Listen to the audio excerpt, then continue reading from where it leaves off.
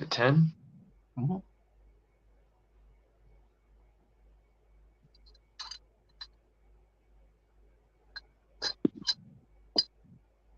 Hello and welcome to Buc Wild with my co-host, Miss Teresa. Mrs. Teresa, obviously. You're not a miss, obviously, so that makes no sense. It makes you sound more... It always sounds glamorous when you say miss, doesn't it? It's like, oh, she's not married yet. Welcome to Buc Wild. This is the show where you get to unpack. It's the show where you get to get your comment out there, and if you want to, we might even bring you on screen. So we know what happened last week with the the Buccaneers losing. We didn't have a show last week, so we may want to still talk and unpack a little bit of that Atlanta game, which was a little controversial, and we might get onto that as well. But mostly we're going to commemorate that loss against a team that we really should have absolutely dominated. Teresa, have you seen the game since? I know you weren't able to watch the live show because the NFL Plus screen. No, when I have that many people tell me I didn't miss anything, I really don't know the way to look at it. Something that's been building this entire season is they're playing it too safe at the beginning of the games. There's so many schools of thought with this. Like we did the aftermath show, and there's a guy, AJ Turnup, who believes that it's all Coach Leftwich. There's a school of thought that Tom Brady because he's distracted. Then there's the offensive line issues, and then there's another school of thought which is, are we playing it too vanilla? So we want to save something for the future, so to speak. I can't see that. I can't see Brady dumbing it down. You know, I mean, I look at this offense and it looked, especially in the last game, it's so New England-esque in its makeup and its vibe is just, it's untrue. Like the fact that our running back is our lead recipient of pass catches is just absolutely mind-boggling right now. And yeah, in all fairness, he's probably been the only player that's been available for all 6 games so far. But Mike Evans really should be, in my opinion, probably the guy. Like he should be, and he's not. And when he's making, when they're making completions, it seems like I'm hearing Mike Evans. I'm not hearing a lot of the other receivers. I hear Godwin occasionally. Scotty Miller, we saw what was going on with him. I think first and foremost, the line is not helping anything. No, they try. Yeah, and I think that's the thing. I think you've absolutely hit the nail on the head there. They're trying, and when you have, it's a tough position to be in because if you're Luke Goedeke, and I just want to stress to every Buccaneer fan out there, Luke Goedeke came from the MAC. So anyone who watches college football, that's not exactly he's not playing for Michigan. He's not playing for Alabama. He's not playing in the SEC. He's playing in a very, very watered down division. And what has happened is people see his talent for the future. This was a guy who's probably going to be the guy in 2 to 3 years, not today. That was always the case with Luke Goedeke. He's been thrust into this position. And in all fairness, to be from the MAC and do as well as he is, he's okay. But only okay. Normally, if he had a Ryan Jensen next to him, he'd probably thrive a little bit more because there's less stress on him. And that's something we want to talk about for later. But yeah, if we had stronger people on the line, a few, just maybe 2 more, then it would make a world of difference, I think. But I'm telling you, I'm back to the 1980s. I can call the plays right now. Run to the right, run to the left, pass kick. That's it. There's no. And it kind of feels a little bit that way. The only difference is we've got more talent. That's the only difference. We've got the talent to get down. And that's why we're able to sustain a few drives. I'm just going to pop through the comments.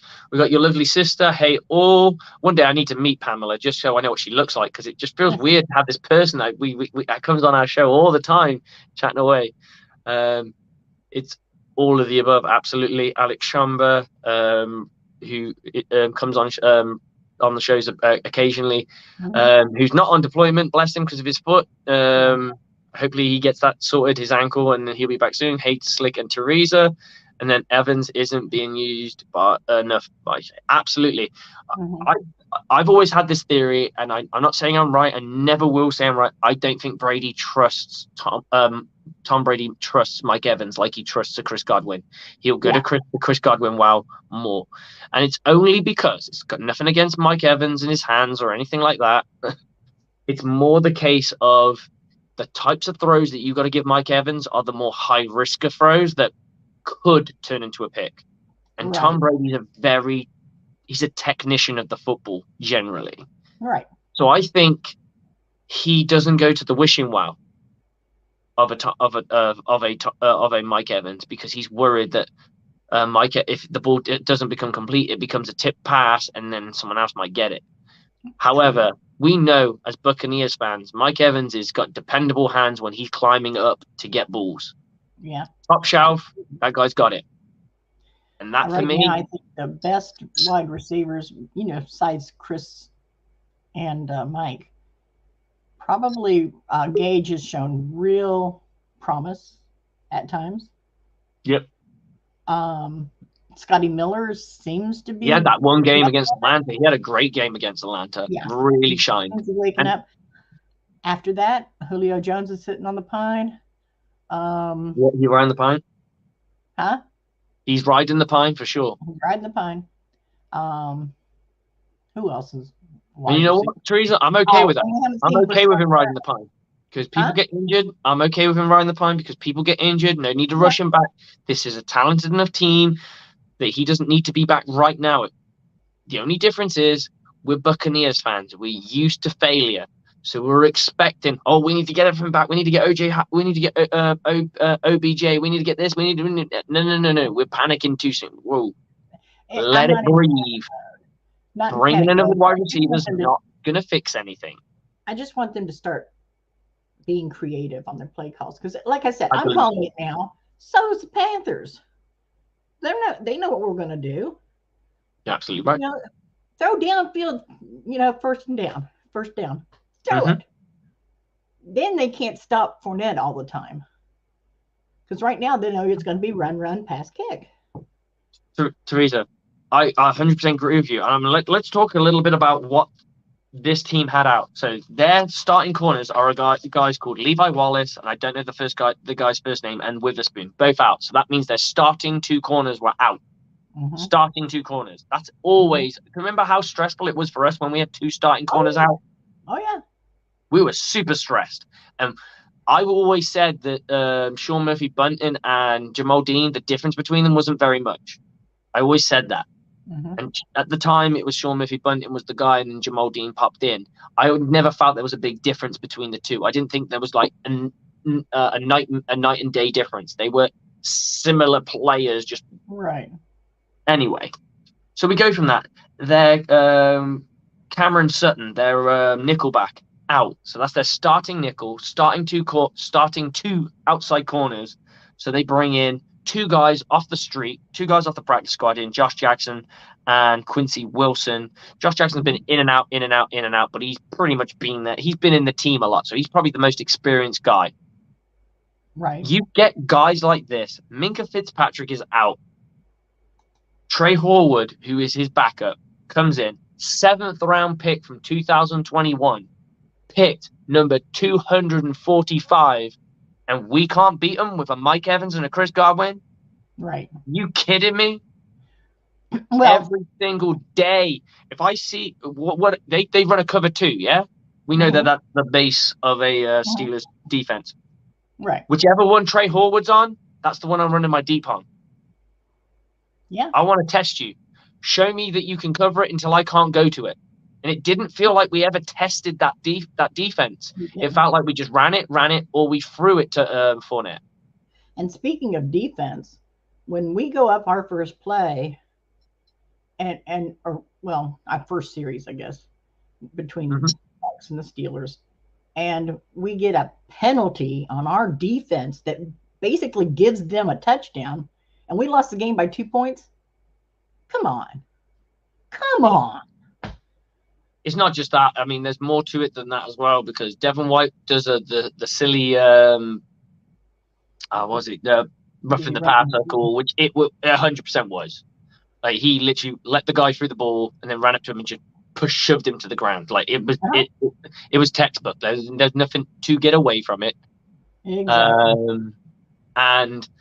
But it wasn't just that. The thing for me that frustrated me was when they got into the red zone, which is what this defense has always kind of been kind of good at. Mm-hmm. Is they tend to stop teams. Well, now we're not. No, we're so not. we had a back released, and he got the ball, and Devin White was still staring at the quarterback. When he realized, he started to move. It's too late. It's too late. It's too late. Once they got the ball, and they catch it with 6 yards to go, and there's only 8 yards to go from the start. Like the ball's at the 8. It's done. Like that's a touchdown. Like it's over. Like if you're very, very lucky and very athletic, yeah, you might stop them at the 2 or the 1 for sure. But if you don't pick it up quick enough, you're supposed to pick up on that releasing back. And we no lost one picked up. Vinsky. Sorry? He couldn't even cut it on the Bears, the QB. Mm-hmm. He couldn't cut it on the Bears, and we're losing to him as a backup? Mm-hmm.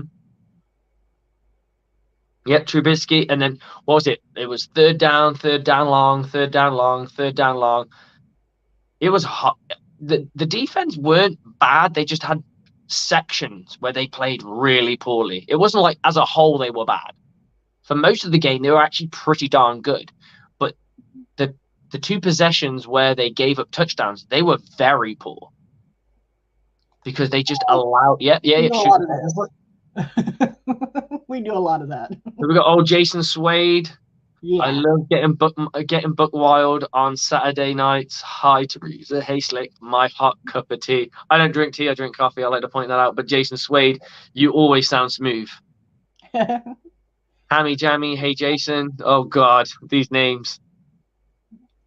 Oh, it's you, Hammy. Hi, yeah. Oh my God, I feel like these guys are on a date. Will Ben be on tonight? You never know. Of course, if we say his name 3 times, he probably will show up. Exactly. Well, it is the spirit of Halloween. It's almost here. It's almost upon us. I'm excited. I always am. So it wasn't how we wanted it to go. Mm-mm. And I know you hadn't seen the game. What would you put it down? Would you put it to all of the above, or would you bracket into one single thing? That was all of the above. I mean, I agree. The offense didn't do anything. The defense shot themselves in the foot with the penalties. Special teams has not and is not very special. No. Surprisingly, Jaden Darden's stats stack up pretty decently, which is weird because he looks terrible. He plays terrible. He's getting some yards. He's not losing the ball. Yeah. But he does that weird dancing feet thing, and you just think, dude, just run. Just get the ball and run. Just take your lick. I know what he's trying to achieve. I understand what he's trying to achieve. I just don't like it. But his stats, apparently, across the league, puts him not like elite or anything like that, but it puts him in decent stead, which is shocking because he looks on tape terrible. I watch him, I'm like, oh my God, can someone else take the ball? Because you just see him do this weird shimmy, and then someone smacks him and he gains like 3 yards, and you're like, oh, good God. But he ran 7 to get there, going back and forth. Mm-hmm. Gets his yards a different way, yeah? Exactly. Anytime, Jason. It's not one single thing. Absolutely. There's more to it. I don't want to blame play calling, but play calling was poor. Yeah, it was. It was. For the defense, 3rd down, and I see a Colton Davis sitting on the 1st down marker. Of course, they're going to throw the ball, and this guy's going to try and run it for a 1st down. And guess what? When someone's running full head of steam and they catch a ball, and a guy's just stood there waiting for it, 9 times out of 10, he's going to make that 1st down. Momentum's on his side. So I don't like that. Me personally, as a play caller, and I'm not saying I know better than Coach Bowles. I absolutely don't, because I do not have a job in the NFL. I like to pretend I do. But I We'll never give play you my one. I never play my corners any higher than 7 if I can help it. I hate playing them any. I had people shouting at me once, going, "Steve Slick, it's third down and 20," and I'm like, I still don't want them at the 10. I still don't Right. want them at the 10. I want them to be able to move because when they move, at least they can react. When they just stand there, they got to get going first. It's like a machine, yeah. You press the on button, it's like you get in your car, you press the accelerator. It doesn't go from 0 to 60 in a second. It takes a couple of seconds to get there. It takes it some time. So Yeah. what I'm saying is having a guy just stood there waiting for it probably won't work. Yeah, exactly. Well, we've got 2 corners out this week. Yeah, we got Murphy. we've got Carlton Davis and Sean Murphy Bunting. So we Right. are losing one starting cornerback.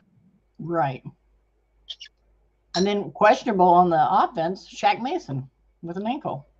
Yes, he goes full participation, and he went limited, and he is down as questionable.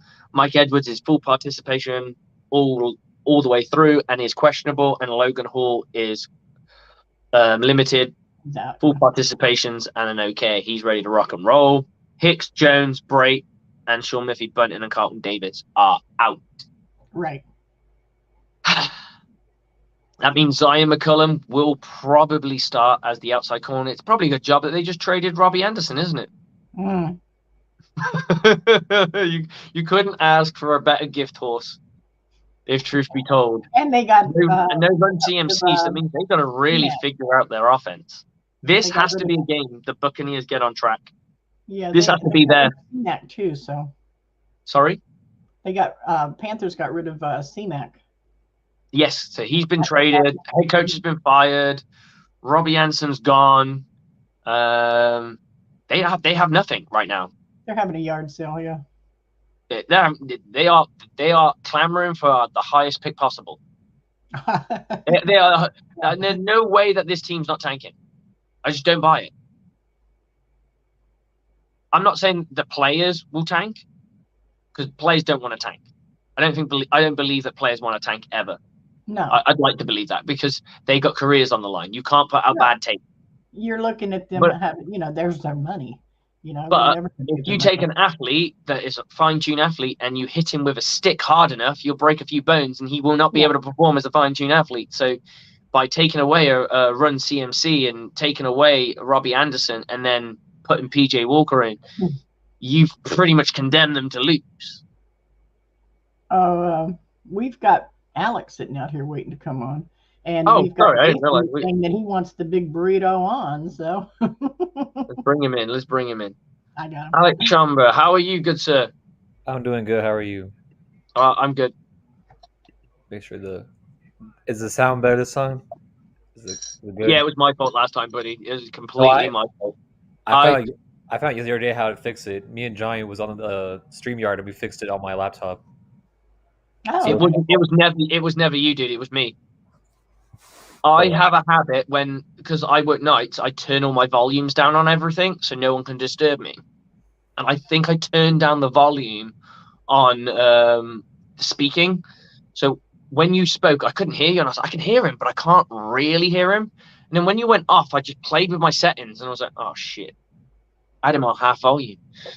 No wonder I had to I was literally like this. It was completely my fault, dude. It was all me. It's got nothing to do with you. But you have a very gentle voice. You're not as loud as me. Well, it's the relaxation that gets to you. You always sound relaxed. You always sound like you're chill. Until Sundays. Yeah, I've seen the comments. It's always good, though. That's when my cussing and fussing comes out, is on Sundays. And luckily my Ducks pulled off the win today, so it's a good day. Your Ducks? You're an Oregon fan? Yes, sadly. That's not a sad thing. So I suppose they haven't won anything. That's true. Yeah, the logo. You should have pretty uniforms. Yeah, well, look good. More uniforms than natties, baby. They always say the O for Oregon stands for 0 championships, so. The That's Well, sort of unique. you never know. Hey, I don't think people realize how hard it is to win a national championship. Like, if you're not in Alabama, it's hard to win a national championship. Oh, speaking of that, Nick Saban is retiring this year. Really? Is this I back didn't know or He's retiring. This will be his last season at Alabama. that. Cardiologist probably told me needed to. Yeah, I saw that on Thursday. And then OBJ is rumored to go to New York. Hmm. I thought he was going to Minnesota. I think he's just he's visiting a couple of teams. I think he's probably going to go. I hope he goes to New York because I think New York will fall behind eventually. I think they're on a hype train right now, and I think he can get stopped at any time. Personally, I don't think they don't have the quarterback to go the distance. He will not win if he goes to New England. I was going to say New England. If he goes to New York, he will not win another championship. He'll be one and done. Maybe he might win one game in the playoffs, and he is done. If he's smart, he's got to look at a place that's going to give him production. Because I'm trying to sit in his shoes. I'm not going to go with the whole he should come to the Bucs or whatever. I'm going to go with like if I was OBJ, I'm going Ravens because I can solidify myself in that team. They'll pay a bit more money, and let's face it, they got a quarterback that's capable of winning a Super Bowl. They've got a defense if they figure it out, because they have been a good defense normally. They can go the distance, or he could go back to the Rams. Those are my two picks of where I would go if I was in OBJ's shoes. I would not be picking any of a team that are going to try and fight for a roster spot. Because if he comes to the Bucs, is he going to beat out Mike Evans? Is he going to beat out Chris Godwin? Is he going to beat out Julio Jones? If Julio Jones is healthy, of course. Is he going to beat out Russell Gage? We don't know. Because he's just come off an ACL injury. Chris Godwin doesn't look like the Chris Godwin we remember. That could be in part due to the ACL injury. So there's no point in going, we're going to get... This isn't Madden where you just go, oh, yeah, he's finished his rehab. Boom, we got a 99 guy again. It doesn't work like that.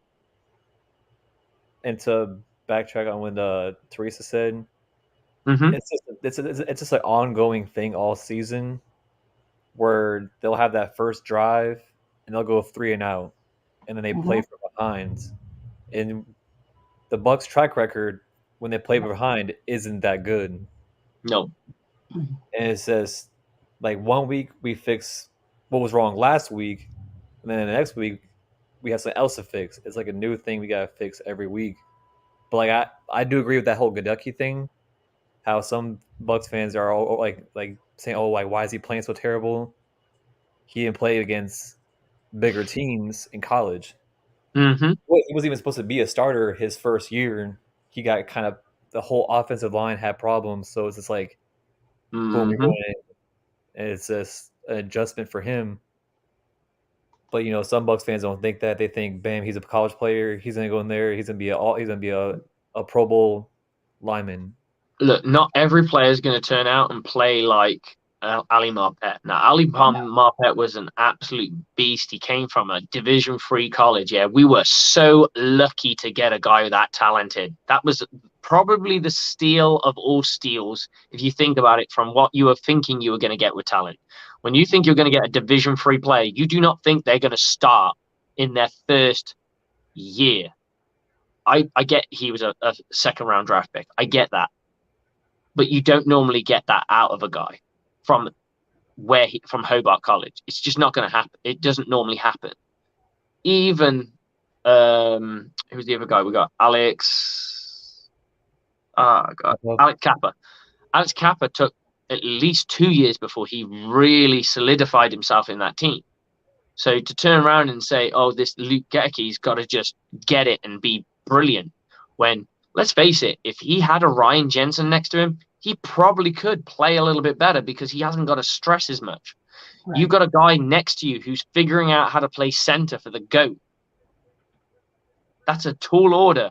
He's probably only focused on one job, and one job is making sure that ball gets to him and he does his job. Mm-hmm. You add anything else to his job, it's going to probably make him fold. And the last thing you want is your center bumbling snaps. And I'll give him his due. I have not seen crappy snaps from Hainsey at all. Mm-mm. And that's because he's focused on one job. I will get him the ball, and then I'll focus about whatever I've got to do after it. Right. And that puts someone like a Luke Geteke on an island all on his own. He's a rookie. And guess what? You're a defensive coordinator. Are you going to attack the guy who's never played pro football before, who came from the MAC? Of course you are. If the Buccaneers were playing against him, guess who he's going up against? Vita Vea. Right. So it's a mismatch in that sense. If he had Ryan Jensen's the kind of guy who's going to give the ball and then go help his dude. Right. Because he's not going to help on the other side, because he's got Donovan Smith, who's probably going to go up against a premier edge rusher. So there's no point in he can't go and help him. So the only help he's going to get is from any backfield help if they go into pass protection, and that's it. So he's gonna take his lumps. And what people don't seem to understand is the harder we are on players sometimes, especially first year players, it can derail their confidence. If we're talking so much trash about how they're not good in a human turnstile and what have you, they may become that just because that's all they see. He's obviously talented. He was not meant to play this year. It was meant to be somebody else. It's unfair to expect him to give the results an Alex Kappa or an Ali Marpet would give, because he's not at their level. Not yet.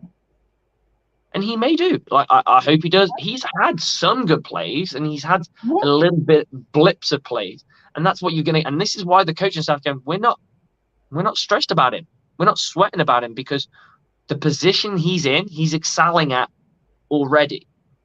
If this was a Jameis Winston team, we wouldn't even be having this conversation. We would just be turning around and he's learning. He'll get there. But because this is Super Bowl or bust Buccaneers, we're panicking and we go, oh, we need to get somebody else. Well, we could have got somebody else, but we didn't.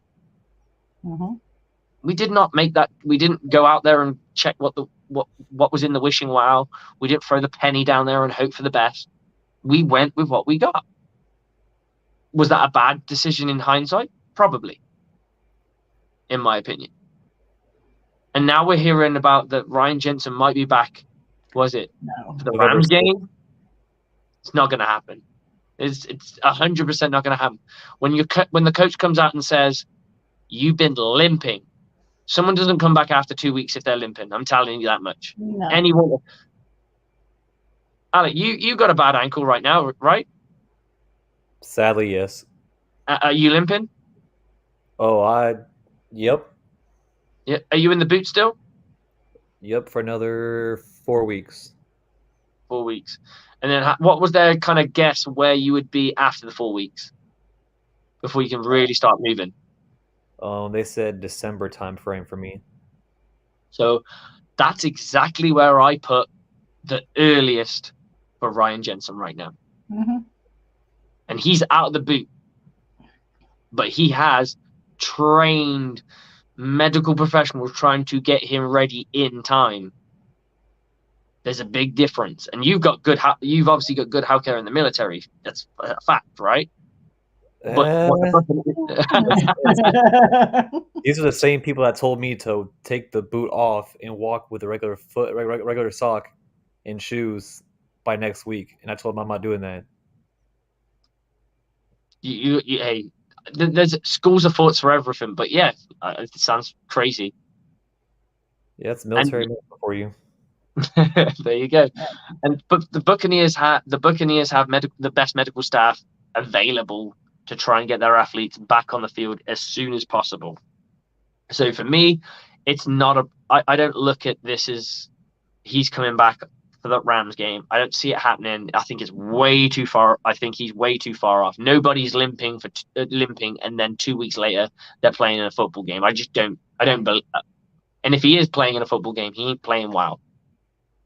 We all saw Tristan Wirfs when he tried to get back into a game and he was limping. How useful was he in that playoff game? He was useless, and it just goes to show what much an ankle can do. So, for me, I'm just like, Don't expect him back. When he comes back, it's the bonus. I don't expect him back before week 12 at the earliest. I think that's where I'm at, to be honest. I mean, I'll have to look on where week 12 is on a calendar. But yeah, I think we're at Cleveland Browns. It's right after the bye, which is right after the Germany game. So it's not this week. It's not next week. It's not the week after. It's not the week after that. It's the week after. So you got 5 weeks on top of where we are. That's about week 11, week 12. Yeah. Okay. That's kind of where I'm. Yeah. Okay. Yeah. I'd see that. I can believe that. And look, that's the earliest. And we're still not coming. And one thing people have got to understand, just because he's back doesn't mean he's playing the same way straight away. Like, it's going to take him a minute. This guy hasn't had a preseason. He hasn't had anything. He's got nothing. He's going to go into the season cold. So it's going to take him a minute to embed and get ready. And this is the same thing I've said about OBJ. Yeah, you get OBJ, great. It's going to take him 2 weeks to probably pick up your playbook. It's probably going to take him a week to embed himself in your team. So he comes back let's say end of November. He ain't really back until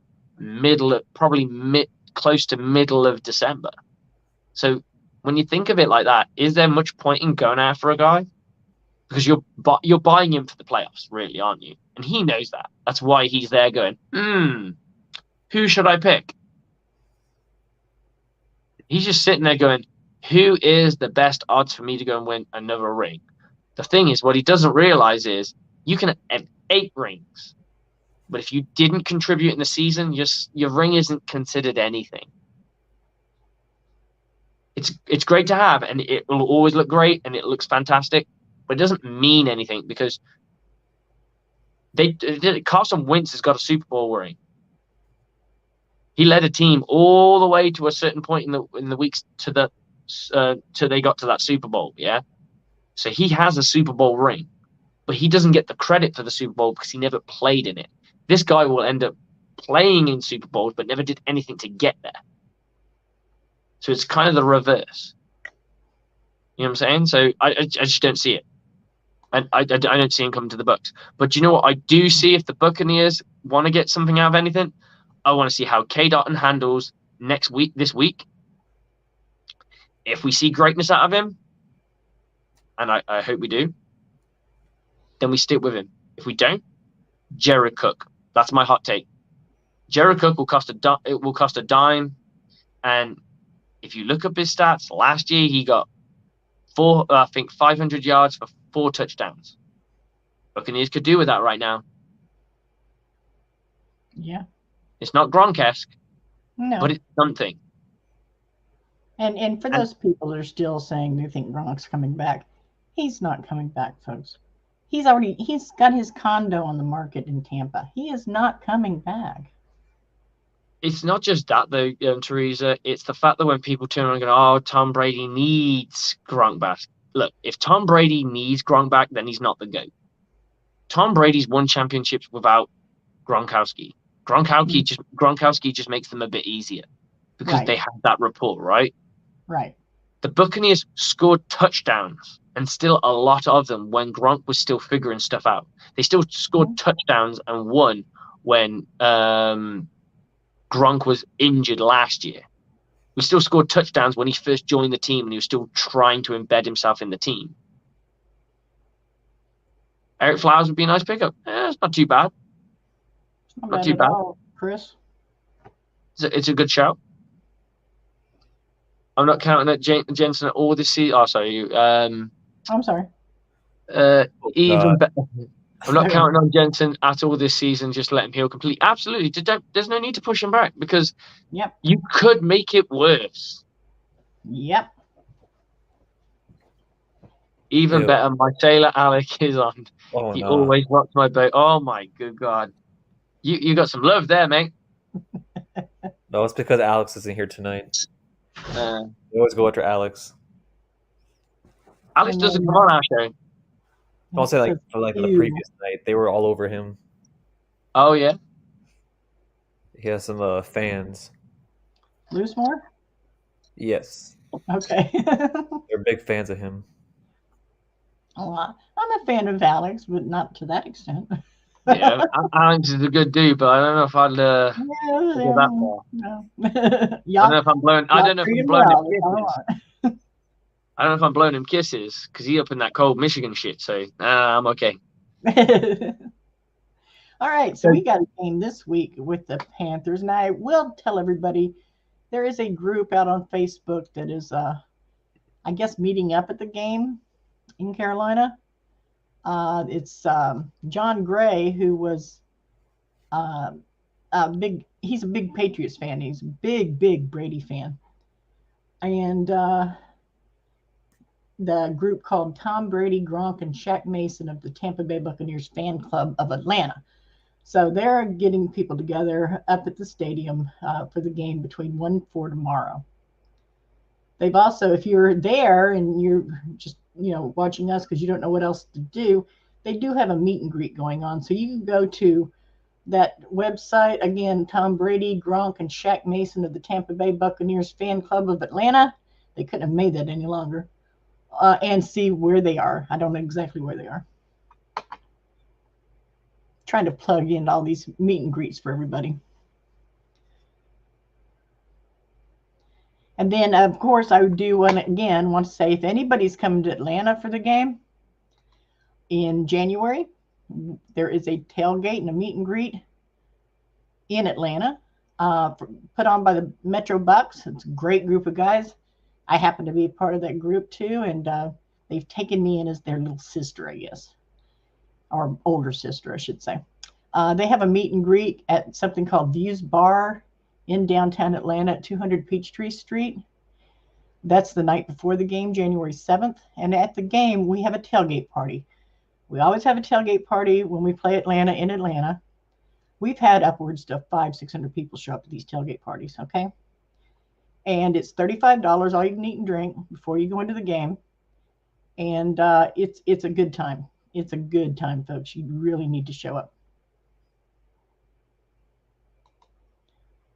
And I just did my plugs, so.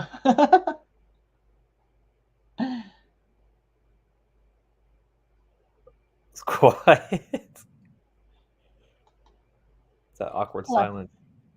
I just tried to put in everybody I know that's doing something. I try to get them in. I don't know what happened to that. Well, anyway, I'll find it and I'll get it back in there. We lost the. Teresa, you going to it? Yeah, I want to go to it. I'm going to push real hard to go to it. Right now, my doctors are not advising me to get around big crowds. No, that's fair. Because I don't have an immune system at the moment. No, that's fair enough. Yeah. So if they give me your immune system's taking a beating. If they give me the green light, I'm there. I'm telling you, I'm there. But you'll be in there in spirit, of course, yeah? Oh, absolutely. Maybe I'll record something and have them play it on a loop. What you should do is just record yourself yelling obscenities and yelling good things, like criticism and good things. So you'll be like, "Yeah, great play," and like, "You're a loser. Make sure you make the tackle." Touchdowns are encouraged. That's one I always remember. That always makes me think of you. Touchdowns are encouraged. They're not outlawed. I mean, you can score a touchdown. You don't have to go for a field goal.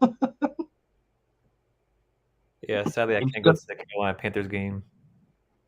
I don't want to see it. The only time I want to see Suckup come out is to kick field goals. To kick extra points. That's the only time I want to see him this time. Like, I'm thankful that he is. I want to give a shout. Actually, this is for Ryan Suckup, 55 yards when everyone said he can only kick inside the 50. I'm giving him that 55. I know the other guy got 56, but 55 ain't bad. Buccaneers have been wishing for a kicker. They got one for 3 years so far. Yep. And folks, you guys have asked for him. He's here. Ben Cornett has joined the party. Benny boy. Woo! You know what? I wanted to stop by for a sec. First of all, Teresa, Slick, how you doing tonight? We're doing great. Always good when you're here, brother. Cool. I just want to address something real quick. My name has definitely been dragged in the dirt by a couple of guys in the comments section. I just wanted to let everybody know that Alec is actually mine, not Jason and Hammy's, okay? You lay your hands off. You keep your hands off Alec, all right? He's my sailor, not yours. How about that, Alec? Is that good? I have no association with neither of them too. So. There you go. There's a bit of love in there. They love Alex, so. Okay. Well, anyway, so what do we catch me up? Well, we bitched a little bit about the last two games since we didn't come on last week, and now we're going on to the Panthers and how we got the Panthers, but I got one for around the clock. Huh? How frustrating was it for you guys to see Mike Evans only get 4 shots? It's terrible. Terrible. With this defensive, it was so depleted. They got 2 guys on practice squads. One of them starting. The guy who's their free safety to take up Minkah Fitzpatrick's job was a 7th round pick last year. 7th round pick shouldn't be bossing. I mean, if they did, then he's a legend.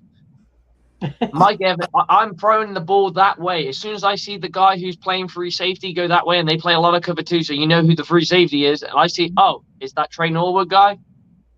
Go deep. The fastest guy I got. I was going to say real quick, I think it was in the 4th quarter when they went to commercial break, I saw Brady and Evans just stand there like wondering what's going on. It looked like I couldn't read lips, but you could tell Evans is like, what's going on? Like, is he not calling plays for me, or is he not, looking my way, or what's going on? Like, Brady just shook his head too. Like, I don't know. It seemed like to me, like they're talking about the play calling. Like, so play calling was poor generally, but we know that Tom Brady has the power to change shit. So that's why I'm a little bit like, I'm not going to say he's going to change everything, but we know that Tom Brady in the past has done those kind of things. I'm hoping that look, we all expected on paper that this was going to be an unadulterated Byron Leftwich, Tom Brady mashup, because that's how it was sold to us. Because we were told by the media time and time again that Bruce Arians would come downstairs with his good old red pen and piss off everyone, going, "You're not doing that, you're not doing that, you're not doing that, you're not doing that." And we were like, well, the play calling's not that great, even back then. So we thought this year we're going to go, woo! These boys are going to get cooking. Tom Brady's there stirring it up. You got the old coach pouring in the ingredients, and we got this beautiful stew going. We got a nice little gumbo going. What happens? We stall out and everyone's throwing up because they're all got food poisoning. Yeah, it's just amazing. Like, I don't know what, and again, I'm not gonna put it all on one person or one group of people. I think it's the whole offense. It's the whole offense.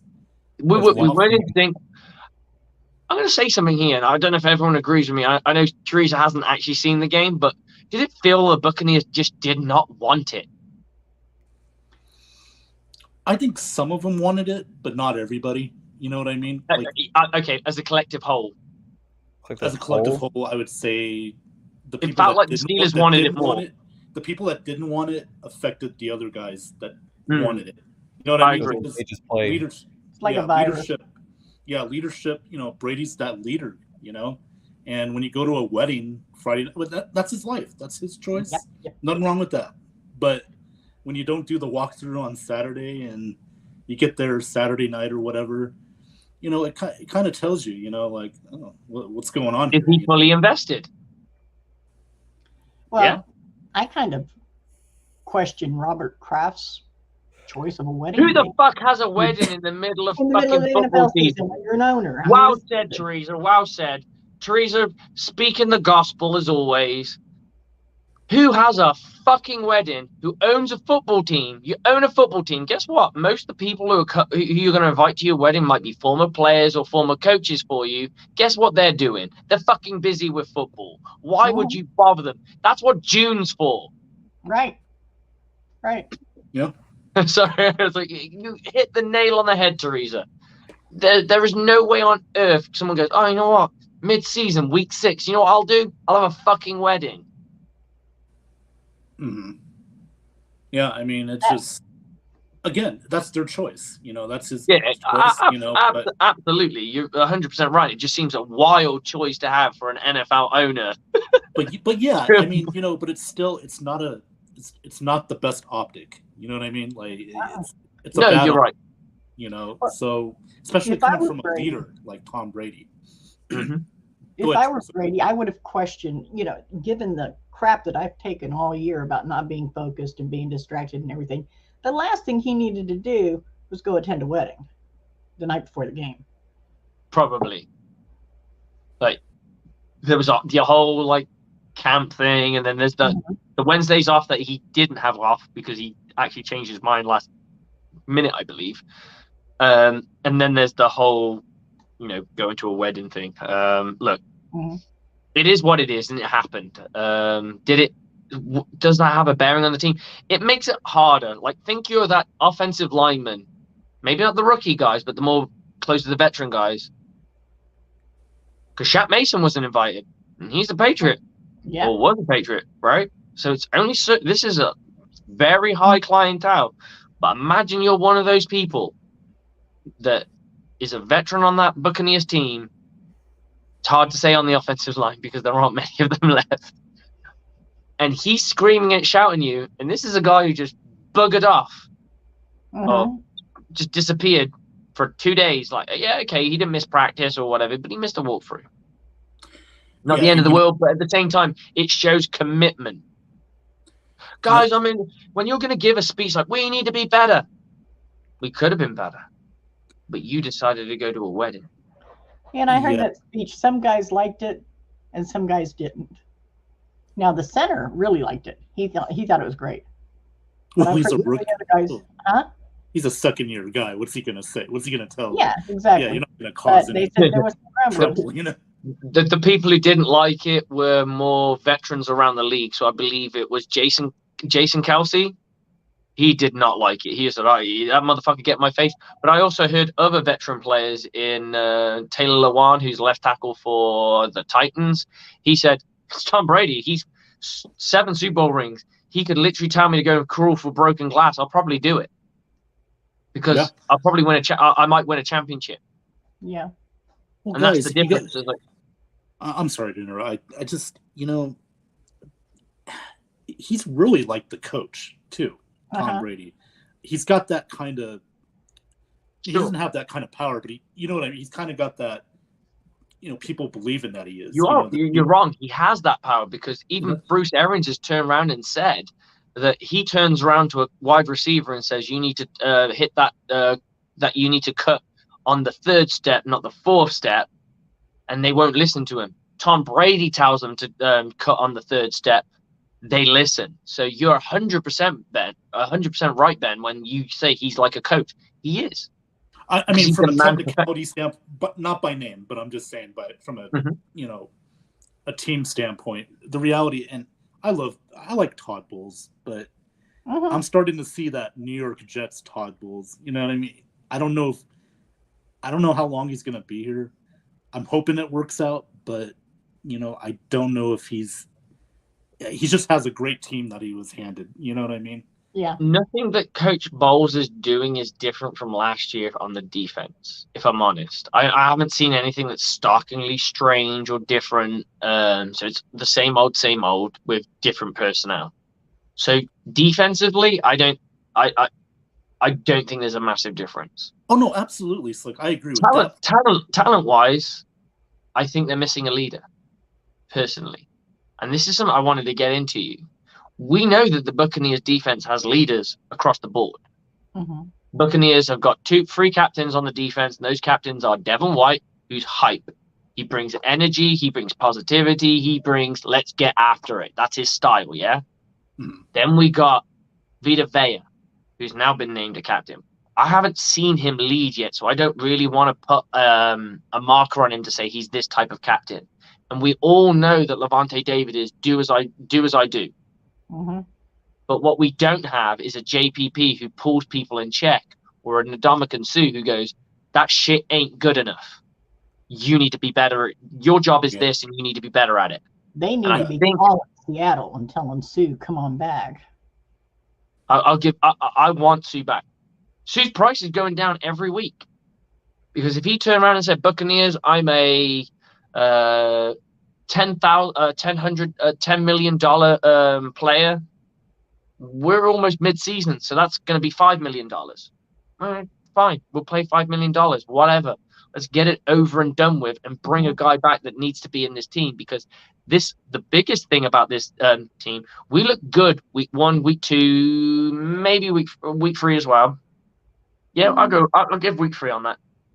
After that, we look like we had our teeth knocked out from a defensive front standpoint. Yep. We just don't look vicious. You know what, Slick? I got to tell you something, man. And maybe it's just me, and I could be seeing this all wrong, but maybe it's not so much the money for Sue. Maybe it's he's looking at our team right now, and he's looking at what happened, especially in this game, and like, do I really want to go there? Do I want to really go to this mess at my age? Nope. You know, and just deal with that. And plus, he had a huge amount of respect for Bruce Arians. He loved Bruce, you know. I don't know, but I think he's a bold guy too, though. I don't think he sees that same leadership in Todd Bowles. You know what I mean? Like, I don't think he sees possible. But you got to remember, Todd Bowles was his personal leader. Mm-hmm. Oh yeah, but I mean, this is a little different. Like, he's coaching the entire team now, and if Bowles is, you know, so it depends on what he thinks of Katie Rogers and Larry Foote. Is it Larry Foote? Yeah. It'll be his opinion of those two guys more than it would be anything else, because those guys are like, and I'm only going off what I know as I've been a defensive coordinator, so my defensive guys probably had zero to very little interaction with the head coach. It was all me, because they were my boys, they were my guys. Like that was our mentality. It's like, my guys, my boys. We're going to get after it. That was the kind of thing. So I'm not sure I 100% agree with you, but I can see where you're coming from, because there's a valid point in that, especially if Bruce Arians is someone that you like, that's my guy. Well, and plus, you know, a head coach is only as good as his staff. Sure. So, you know, I'm just saying that, again, I could be wrong. You could be right. Like, I just nobody's wrong though, because we're just hypothesizing. Sorry, I'm trying to get the word out. Yeah. We're just speaking right now. Yeah. Right. The beauty of the English language, you just do it a different way. I can't say that word. I'll use different words to get there. There you go. Yeah. Sometimes the words can't get to the brain can't get to the mouth. Absolutely, brother. Absolutely. And I don't think you're not wrong. It's interesting, because every layer that we can put on this is something new. Like, I was like, why isn't Sue interested? You think he would be. So why is he not? Had the Buccaneers contacted him? We really don't know. Someone made the decision, and maybe that was, and this is the thing, Ben, and you might be onto something here. When players go to bat, when coaches go to bat to the head coach about who they want to keep, that means Bruce Arians was saying, guys, who do you want to keep? That meant, and this is honest, someone had to turn around to him and go, let's let Sue go. Yeah. Could that have been Bowles? Who knows? And this is what I mean by you might have something there. It might not be the fact that he doesn't respect him as a leader. It might be like, this motherfucker want me gone. Think I'm going back to him? No. Because Stu's got a lot of pride. You can see he's a very prideful man. Yeah. I feel like it was that same situation with JPP, in my honest opinion on that one. It could have been the same situation with that one too. I think we moved on too quick. I think Mhm. the whole torn rotator cuff is a big injury to have to just turn around and go, oh, he's done. Right. I think that was unfair on, like, don't get me wrong. JTS is okay, but that's as far as he's got so far. I've not been impressed. He's not jumped off the screen for me. No. Right now, there are players outperforming him that shouldn't. Right now, Cole Nassib is outperforming him. Cole Nassib will have it'll be Cole Nassib at I shit you not. I shit you not. I don't know if that's a phrase over in America. I shit you not. It will be outside linebackers will be Cole Nassib and Shaq Barrett. Yeah. Because they both can play the run and they can both pass rush. The problem with JTS is he just goes around. You remember that Eminem song, Two Trailer Park Girls Go Around the Outside? He goes around the outside and they just go through him because he goes so wide open. He's so fast and he relies on that speed, and that's great. And I can see, like, he put a little spin move in here and he's doing this. He's starting to add to his resume as a pass rusher, but he's not there yet. I think year 3 to year 4 is when we see the bigger jump from him. Yeah. I think Anthony Nelson's been solid too. Anthony Nelson. Yeah, he's been solid. I completely agree. This year. Yeah. And he's getting more playing time, so. But he shouldn't need to, because the players in front of it. I mean, one thing we all know about defensive line and edge players is you want to keep them fresh. So you constantly are rotating. Obviously, players who are more talented get the higher rotation rate. But so far, I've been nothing but impressed with Carl Nassib, because that guy came here with 5 minutes on the clock and he's already hitting the ground running. Yeah, he's done a very good job so far this year. I'm glad we brought him back, because the guy can still play. I just don't think it worked out in Vegas. You know, like maybe it's the defensive scheme. Maybe it was he fits. Well, you got to remember, he came to the Bucs and to the Bowls umbrella, right? Yeah. So they knew. They knew how to kind of use him, and he kind of got Chris Cole. I just want to put this up there. Chris Cole said, I think Teresa beat me. Sue wants 8 to 10 million, but and you're absolutely probably right. But he's mid-season. You can't ask for 8 to 10 million mid-season, because we're mid-season, baby. You gotta have it. You know what that also tells me, Slick? That's another way to say no thanks. I'm not interested in coming back. What, pricing yourself out? Yeah, by pricing, by you know what I mean. Like, sometimes a better way to say no is the price yourself out. Put the my price was too high, or we couldn't afford that guy. I think so. Nobody's gone after him, so that tells me that's his price. Yeah. Yeah, I think that's fair. What about you, Alec? Would you say that? Would you agree? For the Sue price? Yeah. I mean, that sounds about around that number. But would you say that the reason that people aren't biting on it is because it's a little too high? I mean, it's more so because he hasn't seen the game, hasn't seen the field since the postseason. But someone would have signed him early on. No one signed him, so I'm not saying that this. We don't know. Chris, I don't know if Chris is reporting that this is what he thinks he's worth right this second, or this is just generally what he thought he was worth in general. Yeah. And what I've been saying is, every time a game goes by, that price goes down and down and down. So if you think you're a 10 million guy, you play 10 games, when you get to half season, you're only a 5 million guy, right? Yeah, you would think. If you play 16 games and you're an 8 million guy, you're going to be about 4 million half season, right? So what I'm saying is he pricing himself out on purpose so he doesn't have to play, or is it more of there's a bit more to it? No, I think he might be doing that on purpose so he doesn't have to play. Yeah. I would think at this point. Yeah. And I mean, he's big in real estate right now. Everything I see from him is just real estate.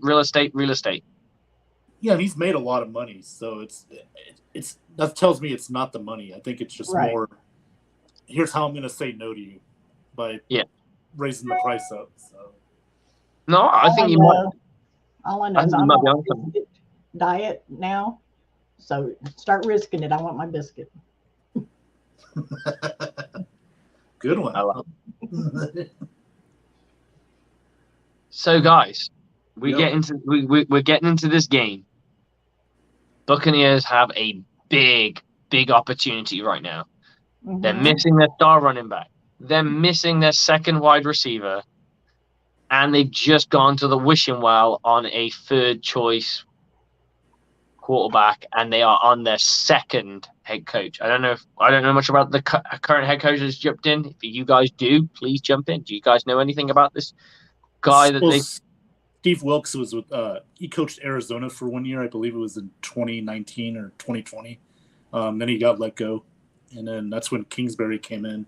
Then he went to Carolina to work with Matt Rule, and now he's replaced Matt Rule. And again, this is one of those where was he an OC? Defensive coordinator, I believe. And so he's only going to coach 11 more games, and then they're going to just pretty much blow it up and get a new coach, draft. So they're looking right now at, if they're playing the Bucs, all they need to do is play sound defense, and they feel like they're in a shot. That's what that tells me. Injuries. They've got doubtful as Baker Mayfield and Matt Ioannidis. Yeah, and PJ Walker's the starting quarterback tomorrow. Yeah, he's the third string guy because Sam Darnold's still out. Right. Baker Mayfield's out, and their draft pick Matt Corral, who was drafted in the second round or third round, I believe, the quarterback, he's out for the year as well. So wasn't Johnny Dean big on Baker Mayfield? Yeah, I think so. I was never big on him. Well, here's the other list of questionables for them. Wide receiver Chenault Jr. That's it. Elfman. Right tackle Taylor Morton. Linebacker Frankie Louvu. Corner Jason Horn. Corner Dante Jackson. Corner C.J. Henderson. And safety Sean Chandler. So are they all out, or are they just questionable? They're questionable. They don't have anybody listed out like we do. And the Buccaneers, we changed this. We got this. We got Hicks is out, Jones is out, Brait is out, Sean Murphy-Bunting is out, and we have just recently learned that CD3 is out. Colton Davis is also out. That means Zaya McCullum will make his first start for the Tampa Bay Buccaneers, more than likely, unless they go with D. Delaney. Well, here's what kind of concerns me a little bit. We're on a short week. We're on a short week because the Ravens on Thursday. We've got Ravens next week, right? Next Thursday night. On Thursday Night Football, yeah. So I'm hoping Davis is back. I mean, if we lose Carlton, you think they might be saving him? Like, it's a long week. If we put him in this game, he's going to get chewed up. He's probably not going to get ready for the big game. Because let's face it, if you had a choice, who do you want your best players to play against? Do you want to play them against the Carolina Kitty Cats, or do you want them to play against the Baltimore Ravens? I mean, yeah, the Ravens, but I mean, from what happened last week, though, guys, we need to have the right game. You know what I mean? I get where you're coming from, but they just traded a wide receiver. But still, it's like we got to get this right. I'm going to be disappointed if we don't win by more than 2 scores. I'll be honest with you. No, this game needs to be a 38 to fucking 10 minimum. Yeah, exactly. We need to win because then we would have beaten everybody in the division so far. Yes, that's true. Yeah, we're still undefeated. Here is how I take it. The Buccaneers win by a score, it's good. The Buccaneers win by a heck of a lot, it's great. If the Buccaneers just scrape a win, it's okay. Yeah. It's not. I'm at the point now where the Buccaneers need to start, especially against teams that are beat down. We need to be bludgeoning them to death. We need to be standing on the throat, proverbially, and bleeding them out. Right. Because that's what you need to do. You can't be soft in this league. We'll get caught out eventually. Right, because our next 3 games, Slick, Ravens, Rams, and then Seahawks, which I didn't, before the season, who would have thought Seattle. You thought I that don't see. would be victory, I, but I see the Ravens as the biggest threat out of those three off the top of my head. But we don't know how the Buccaneers are going to perform overseas. So Right. that in itself is an enigma. So I don't want to go down on pay. If this was like straight up home or away, I put the Buccaneers down for sure. Especially if they get back on track. If they get back on track at Carolina, I believe that we can go bang, bang, bang. Because the Rams have not been what they've been. The Ravens I see as the biggest banana skin here right now. But hey, this is football. Anybody. The fucking Steelers just did us. I know. So we know we need to know. Hey, we can be upset about the whole Steelers loss. Remember, we did it to the Steelers back when we had Mike Evans. Mm-hmm. Yeah. Mm-hmm. We got Mike Evans for the first year. That was my first year being a Bucs fan. I know everyone else in here has probably been a Bucs fan a little bit longer than me. But hey ho, I digress. But that was that was the first Buccaneers win of that 2-2 the 2-14 season where we ended up getting Jameis Winston. That was one of the wins, and they were a team that were on the up. The other one, I believe, I can't remember who did we beat. I think it was the Saints. Oh no, I think it was Washington, something like. Ooh, that's going back on me now. I'll have to check it, but I'm not 100% sure. But it doesn't matter. Yeah. The point being is, there are occasionally teams. This is football. Occasionally teams will pip a team. Mm-hmm. That's why I'm not alarmed. It's just like, okay, now we need to get our business in order. We need to make sure we're right. Right. Yeah. Chris Cole believes that we will put up 40. I hope so. I honestly, this team needs to do it. We need to have that. We need to have that moment where we just go, you know what? We're going to kick your ass, and there's nothing you're going to do about it. Yeah. So, like, how long have you been a fan of the Bucs? 2014. I'd like to point out, I didn't know what American football was before then. Okay. I was going to say, you probably never heard of Warwick Dunn, right? So, no. I know my history. Oh, okay. Because that's how long. So I know that I've read Warwick Dunn's autobiography. I know that he's a minority owner in the Falcons. And he has a foundation for. Yes, he had. Yep.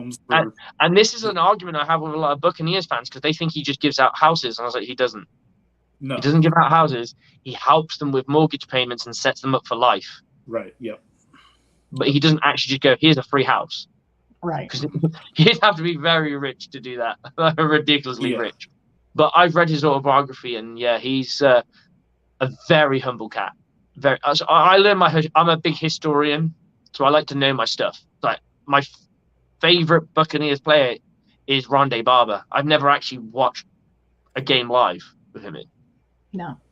But I've watched a lot of his film because he's a guy that inspired me to play the game, because I was like, I like this guy who's this smaller guy who's kind of stacking up as a linebacker into the linebacker position, because he kind of played a Will linebacker, Sam linebacker in the nickel kind of respect. And that's always kind of like that. That was the kind of cut of my vibe of how I wanted to play the game, because he's similar size. Like, I say similar size, with similar height more than anything. So I know my stuff. Like, I got very lucky in my life to spend a little bit of time with Hardy Nickerson. So Hardy Nickerson taught me cover 2. Nice. Yeah, that was awesome.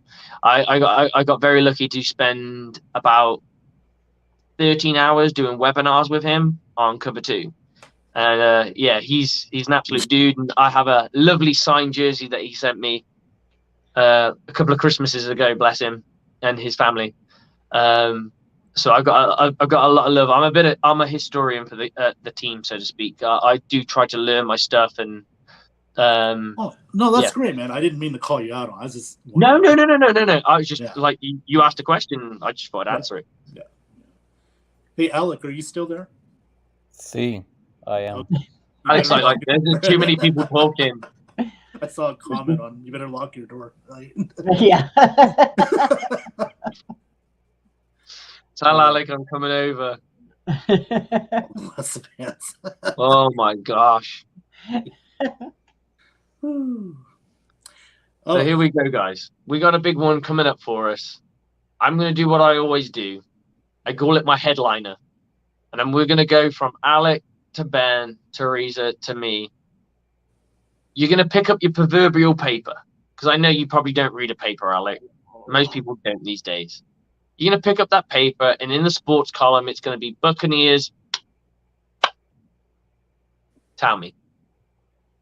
What's the headline?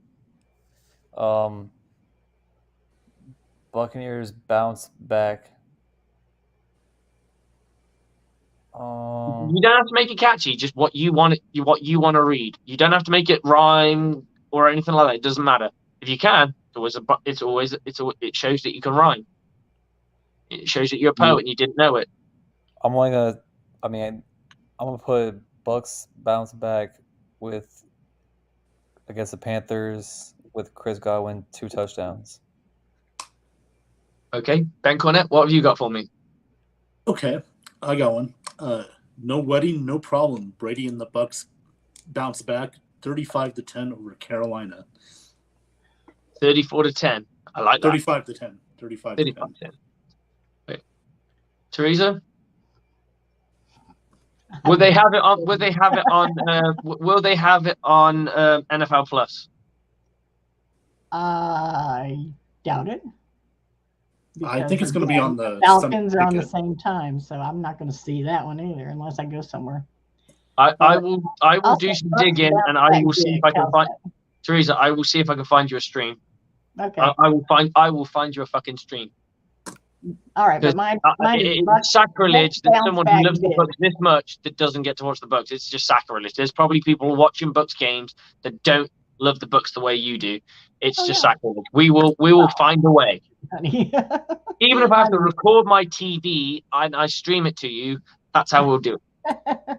You might have my son occasionally run about, but hey, beggars can't be fucking choosers, can they? No, they can't. And he's a future American football player there. I hope so. So, Teresa, you got that paper? You open it up, digital one, or even if it's a physical one. What's it saying, baby? Bucs bounce back big. That's exactly the phrase I want, and now I'm on the last one. So I completely agree. This is what I want. Brady bounces back. There you go. Brady's back. I'll do one different because I don't want to go the same way as you. Brady's back, baby. There you go. There you go. Buccaneers cut up and shut up. The Carolina the offense does nothing, and they shouldn't. They should absolutely do nothing against us. We should give up maybe 6 at a push, and that's being kind. Going to beat that asterisk. Yeah, true. Yeah. But the Buccaneers offense should be absolutely lighting this game up. This should be the game that Mike Evans going, put me in your fantasy team, baby. I'm about to go. He's got to get at least 2 touchdowns tomorrow. He has, and he's got to get a good 150 yards, I think. Yeah. I'd like to see Godwin get 2, Mike get 2, Leonard get 1, Well, I bet Brady's telling Leftwich, hey, there better be some plays in there for Evans right now. What you got to do. Put those plays Mike Evans is that elite that you've got to every team is game planning for him. I get that's the jib, but people have been game planning for Mike Evans since probably 2015. Oh no, absolutely. It's like I'm just saying last week was inexcusable when you have no, and I agree. And secondary was out for Pittsburgh. That should not happen. I completely agree with you, brother. Because what I'm saying is you're right. But people have been game planning for Mike Evans. Look how that's turned out. Oh no, I know that. No, I get that. I'm just saying. I'm talking last week in particular. We all know that they're game planning for him, but I'm just saying last week in particular. No excuses. Look, that was a hard watch for all of us. I think everyone who watched that game was aged a few years. Yeah. This is probably why Teresa looks so youthful these days. She's there like, I just had a facial, and you didn't watch a Bucs game yet. Yeah. Chris, I like that score, buddy. I hope that's the score. Yeah, Chris, I'd love that score. I mean, I'd like to chop the double digits off. give me 9. Give me 9.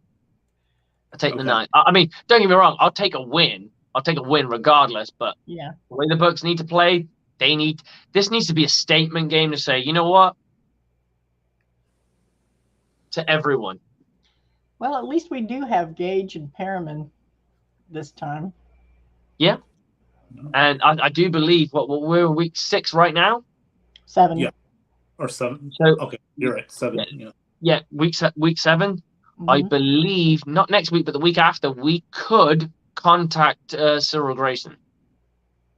Cyril Grayson's can return to the Buccaneers on week 8. So I don't know if that's on week 8 or just after week 8. I don't know the exact terms of definition on this, but he could be back, and that's another guy to add into the team. At least he won't bail on us like freaking Cole Measley. Yeah. Doug Martin was a better running back than Leonard Fournette.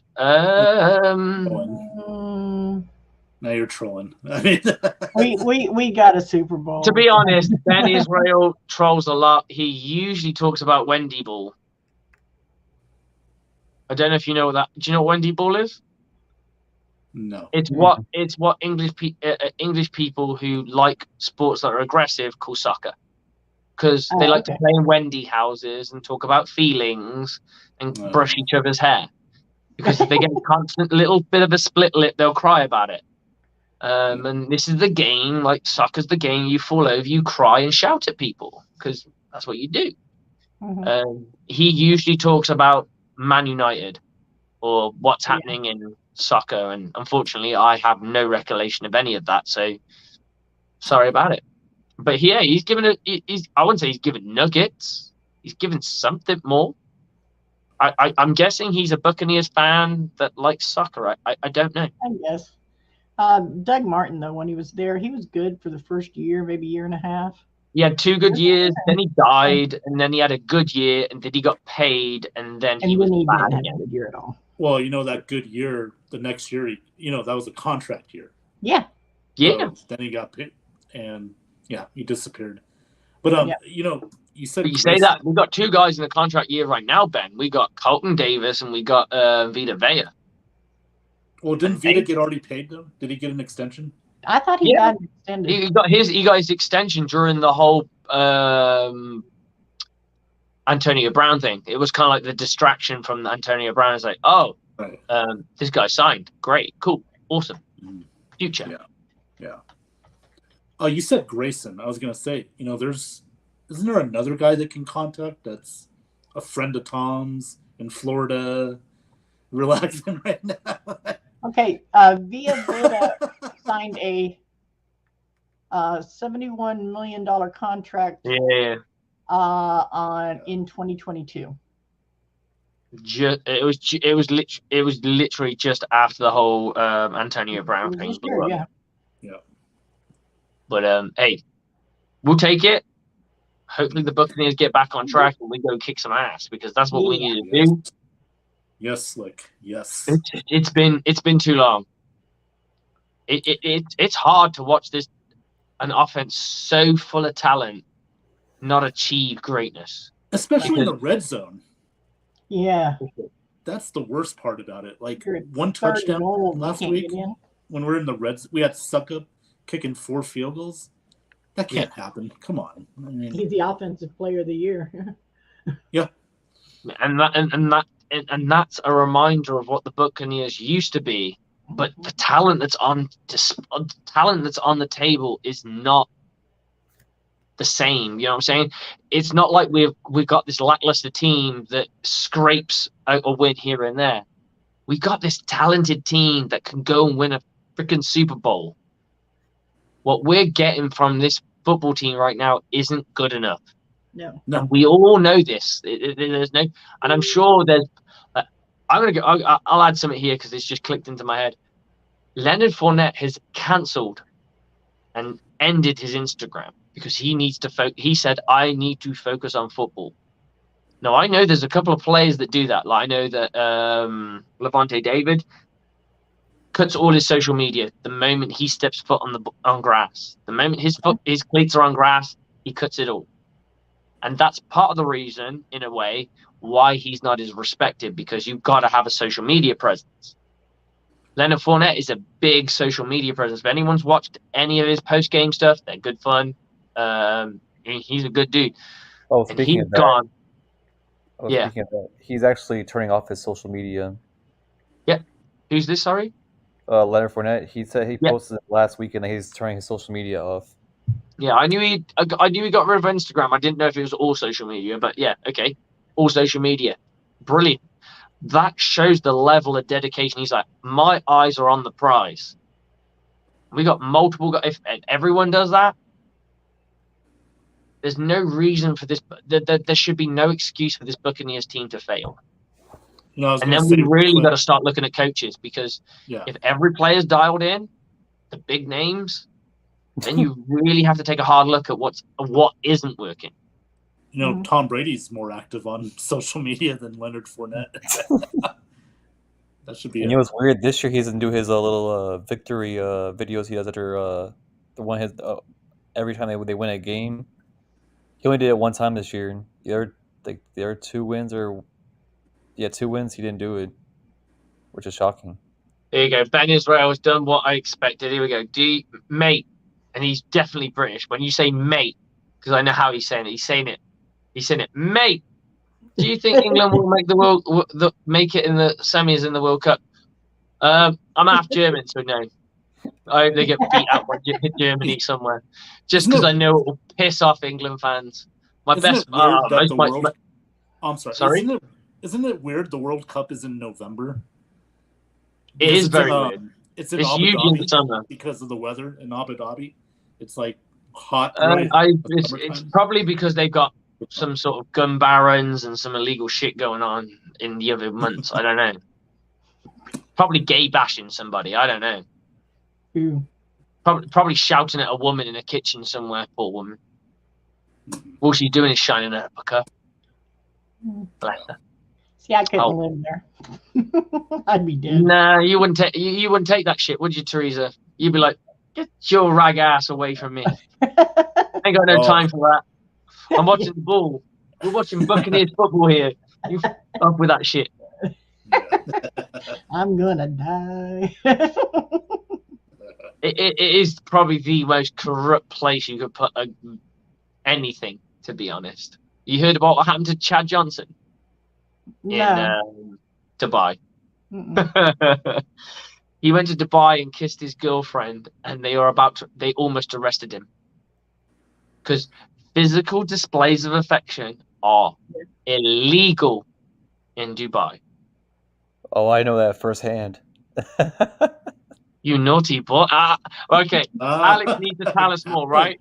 No, I'm good. No. Come on. No. Not on this show. No. Don't rate Jason left the comment section. This is Buc Wild, not That exactly. It's Buc Wild. It's not Sex in the City, all right? It might be Sex in Dubai by the sounds of it. I don't kiss and tell, all right? There you go. Oh, bless him. You tried to get at me last time. You and Giant both tried to get it out of me. I'm terrible for it because when I was young, before I got married and settled down, I was a wild git. It's probably a nice way of put. You were a wild Brit. A git. I think it's a nice way of saying an animal. A bit of an animal. Damn, he's back. I think, to be fair, Alec, the way me and you talk to each other online and stuff like that, I think you pretty much noticed that when I was probably in my 20s, I probably... give me a second. Packed everything that moved. I had to look around. Nah, she knows. Unfortunately, my wife knows my reputation, and it's not a good thing. She's like, oh, you know that person? I was like, yeah. She's like, I know you two hooked up. Oh, God. I live in a small city, but it's still a city, but it's a small city. So, yeah, my reputation precedes me, unfortunately. So I'm a good boy now, but I was an absolute monster when I was young. Which is worse because my wife always says to me, she's like, what are you going to teach your son? I'm like, not to be like me. Yeah. Please don't be like your dad. There's that saying, it says, I am fortunate enough to have lived before cell phones and social media. So what I did stays done. Nobody knows. We had cell phones. Just the pictures are so shit. No one cares. Oh, darling, I was a teenager in the 70s. No, I know what you're getting at. I was like, I'm not in your generation, but I'm so lucky that I'm in a generation where the technology was so shit it can't go against me. There you go. Oh, Jason Swade's got one for you, Alex. I think Jason Swade is jealous, and you need to tell him what you've done because he's going to be upset. He's upset his little Wolverine's not alive tonight. I think he's going to be a Wolverine on your back. Oh, he can try. He ain't gonna get there. I know the way he's consistent. He might just get there. So come on. You may not kiss and tell. Tell us how it got happening. Did you get into trouble? No. They just told us ahead. I mean, they just told us ahead of time to not do it. That's the only reason why I know about that. Oh, right. So you're like, when you come here, don't be hitting on chicks or don't be doing anything around with chicks. And you're like, okay, cool. Yeah, basically. But I know that when our what I'm getting from this is, Alec, is they told you this, you did it, but you never got caught. Oh, pardon me, I do apologize. But you never got caught. Is that right? Yeah, never got caught. I like your style. Closed doors. Am I a Borussia Dortmund fan? Surprisingly, no, but yes. This is the weird thing, right? I don't follow football in the slightest. I don't care, but I'm from a part of Germany that is very Borussia Dortmund. Dortmund. That's all they talk about. I'm from a small little city called Emsdetten, which is very close to Dortmund. In fact, if you want to get to there, you have to fly to Dortmund Airport, which is basically a train station compared to the size of most it's basically like an English train station compared to most airports. There's nothing there. It is literally like a shop that sells some sweets, and that's it. That's everything. You are in a cafeteria where you can buy pre-made sandwiches and sweets or candy, and that's it. That's all they have. And then you get on an airplane. That's it. And there's nothing else around it. So yeah, technically I am, but I don't follow them.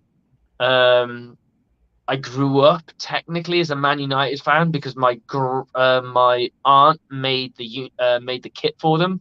So she worked for a company called Umbro, which was the kit supplier. If that helps, if that makes you feel better, Ben. I played it for a little bit, and then I just wanted to. I always got yellow cards for fouling people because I liked hitting.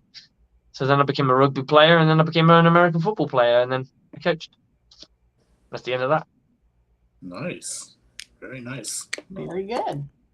Yeah, I like hurting people. Fuck it. I did. Hey, listen, everybody, I'm gonna head out, but I just wanted to thank you for letting me on for a little bit. I had a lot of fun talking to you guys. And Ben, anytime, Ben. It's always appreciated when you come on, brother. All right, man. Thanks, guys. Alec, I'll see you. You'll probably be on our show this week, right? That's up to Johnny on that end. I know Marty's going to be out for a little bit, so if you're on, cool. I'll see you then. So, Ben, where can we catch you at? Oh, yeah. You can catch me every Thursday nights on NFL Edition on YouTube, Facebook. It's me. Johnny and you do a little Facebook Live thing too, don't you, on the Fridays, right? I do. Yeah, I do. And that. What do you cover on your Facebook Live? Talk us through it. Yeah, just mainly I cover, I'll go over what happened last week just a little bit, but I'll also go over the upcoming game for the week, just get into that and break it down a little bit, for the team we're playing and just like you guys do. I don't go on too long. I just do like a 20, 30-minute live. That's cool. Yeah, so I'll do that Fridays, sometimes Saturdays, just depends how busy I am. And also catch me on Thursday night, NFL Edition, with myself, Johnny Dean, Alex Loosemore, Marty McKnight. And sometimes we'll have guests. We'll have Alec on sometimes. We'll have others on. We'll have you sometimes, Slick. So yeah, I've been there occasionally. Yeah. So Dude, yeah. go and enjoy yourself. Get yourself a beer and just relax. I will see you soon. We'll probably unpack this post game and through the threads and what's coming up for this next one for us. Now we're not on next week, correct? That is correct. Yeah. So you guys, we won't be on next week in the 4th, I think you said. Yes. So next week I'm going to the games in London, and then the week after that, my old team, I have moved teams, is having their awards evening. So I will probably be pretty drunk. I'd love to say I would try to come on, but I don't want to give false hope. We'll just I'll put out something to my groups like I do, saying that we're not going to be there, and you guys. I mean, I'd love to give it a go, but I can't guarantee I will not be heavily drunk and slurring my words, and I don't know if that's worth having on. That's okay, because that'll put us right up. Let's see, we'll miss talking about the Panthers. We'll miss talking about the Ravens. Yeah, we'll see what we get. I'm tempted to see if we can record something and just put that out there, just being you. Oh, that'd be fun. So we'll see if I'm home early for the game versus the Ravens. So maybe like an hour before the Ravens kick off, we just do like a 45 minutes and just me and you going through everything. Oh, that'd be good. It won't be the same because obviously it's before the game and not after, so the reactions are different. But that's okay. We'll just say what we think should happen. For sure. Alec, tell us where we can catch you. What do you do? And where can people follow you? Yeah. You can follow me on the Twitter handle below. I'm not on many shows like I used to be. I pop up on shows here and there. Mm-hmm. You're a Bucs report guy. You pop up now and again, don't you? Yeah. Anytime you needed to be counted on, you're always there, like a soldier. Yeah. I can't really do much. I can't really go anywhere mostly. So I'm mostly at home 99% of my day. Well, yeah, me too. Anytime you want to come on with us, though, feel froggy. Absolutely. If you want to come in and join us, you're more than welcome, brother. Absolutely. No problem. So we'll catch you soon, mate. We'll see you hopefully maybe post-game for tomorrow, and have a good one. You too, Slick and Teresa. Bye. See you, man. So there was two. Teresa, it's been another lovely evening with yourself. It's been a great time for me to go to bed. I know it's probably close to 10 o'clock now? It's almost 11. Almost 11, so not far away from bedtime. Yeah, this is my late night. She late night. I'm going to go to bed because it is close to 4. And guys, always appreciated. Never a chore. We enjoy having you gone. We love the interaction. We've got 2 guys to come in. If anyone wants to just join in with us and spit their Buc Wild, spit your Buc Wild out, and we can uncover it, because nobody's wrong. Everyone has an opinion. Yeah. Nobody's wrong. And I forgot to say, everybody like, share, comment. That's what we need you guys to do. The more you grow this show, the bigger it gets. The bigger we get, we can get sponsors on. We can get this thing nice and shiny. We can make this thing more special. Yeah. So, guys, it's on you. It's on us. We get enough. Maybe I'll bring this back out. Hold on a second. I have a crown.